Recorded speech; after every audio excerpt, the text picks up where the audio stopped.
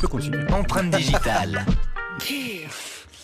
Xavier, tu viens nous parler de l'Internet en BD. Oui, c'est un nouveau volume de cette formidable collection, la petite BDthèque des savoirs, qui sort un numéro donc consacré à l'histoire de l'Internet.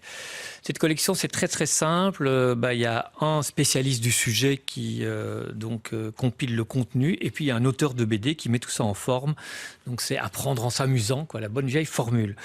C'est Jean-Noël Lafargue, donc qu'on avait interviewé pour son bouquin dans la même collection sur les robots, et qu'on retrouve ici donc à la rédaction de ce volume. Alors c'est une plongée dans, il remonte vraiment très loin, mais enfin disons 50 ans d'histoire, en commençant par la première esquisse du réseau Internet mis sur pied en 69 par l'agence de recherche du ministère de la Défense américain. Le réseau s'appelait ARPANET. C'était destiné à connecter les universités, on l'oublie souvent. Et son principe d'un réseau décentralisé, ça je ne le savais pas, date de la guerre froide en fait. L'idée était de diminuer le risque d'une destruction d'un réseau unique s'il y avait une attaque nucléaire. Donc merci la guerre froide. Alors, ça n'arrive pas tous les jours qu'on puisse dire merci la guerre froide. Alors grâce à cette BD, on saura tout sur les acronymes HTTP, TCP/IP, etc. On va apprendre la différence entre l'Internet et le web. On va se souvenir aussi, pour les plus vieux, de Netscape, du réseau Napster, qui existe toujours d'ailleurs. Napster. On s'en souvient. On se souviendra aussi que Bill Gates avait décidé de créer un réseau parallèle au web, Microsoft Network. Et puis on va découvrir aussi des choses, comme par exemple le fait que les créateurs de Wikipédia avaient fait fortune avec un site de cul qui s'appelait bomis.com, et ils se sont dit bon, on peut quand même faire bomis.com. C'était oui, c'est ça. Comme miel, c'est la même chose. Et donc c'était finalement ils ont eu un relan de Vas-y, enchaîne. Donc, le porno a financé Wikipédia. Voilà. Tu teases pour la semaine prochaine, en fait. Voilà, exactement. Puisque la semaine prochaine, on aura une spéciale sexe dans cette émission.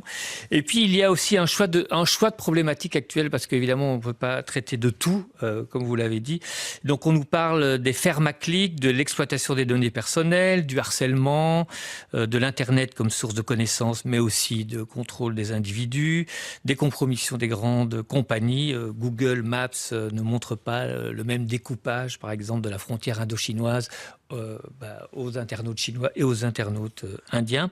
Bref, en une heure, on a un bon aperçu de cette formidable histoire, donc, et un éclairage, c'est vrai, assez light sur certaines problématiques.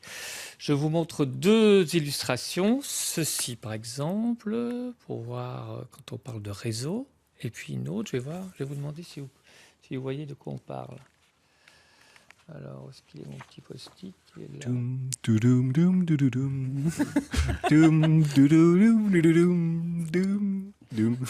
Voilà, ça valait la peine d'attendre. De quoi parle-t-on? Alors, je ne sais pas si c'est parce que je ne connais pas ou juste parce que je ne vois pas bien, mais... Vas-y, dis-le, tu l'as sur la langue. Regardez l'écrit, vous verrez mieux. C'est l'accessibilité du porn aux enfants. Exactement, enfin pas tout à fait ça, mais enfin bon, c'est exactement l'importance de la pornographie sur les réseaux et ce que ça a permis comme avancée, hein, on le sait très bien. Voilà. On apprend des choses alors. Internet, Jean-Noël Lafargue et Mathieu Burnia, donc pour cette petite BDthèque des savoirs. Empreinte digitale. Très bonne collection. Oui, c'est une excellente collection.